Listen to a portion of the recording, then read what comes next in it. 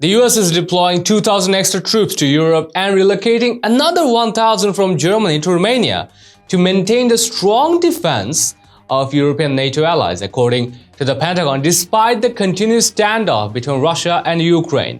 According to US Department of Defense spokesperson John Kirby, the soldier rollout will take place in the next few days. He stated that it is different from and in addition to the 8,500 soldiers who were placed on high alert by the Pentagon last week.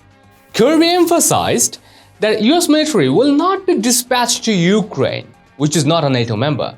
He said, "These movements are unmistakable signals to the world that we stand ready to reassure our NATO allies and deter and defend any aggression."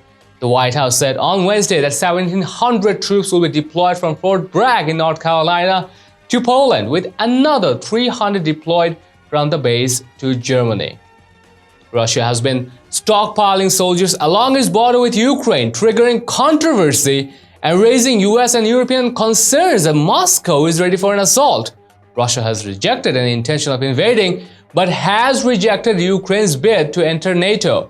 Moscow also demands assurances that the US-led coalition will refrain from expanding into former Soviet countries, but Washington and NATO have dismissed the possibility. Kirby acknowledged media claims that Washington proposed to enable Moscow to validate the absence of Tomahawk cruise missiles at Romanian and Polish locations. While the papers were not publicly disclosed by the US, Kirby believes that they demonstrate Washington's commitment to settling the conflict constructively.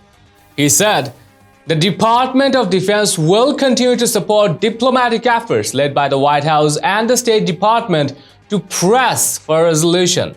We do not believe conflict is inevitable." Last week, the US issued formal solutions to Russia's insecurity, but top Russian officials have expressed skepticism about Washington's stance. In reaction, Putin stated that the Kremlin was reviewing the responses, but that they were far from adequate. He blamed the US of using Ukraine as a tool in its attempt to control Russia, but suggested a peaceful resolution was still conceivable. Later that day, Moscow blamed the US decision, calling it destructive.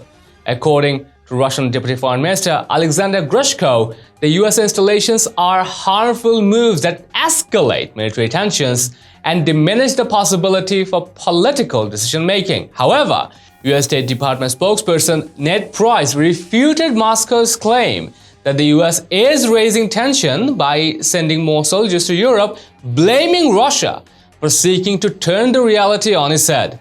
US President Joe Biden stated that the decision was completely consistent with what he informed Putin.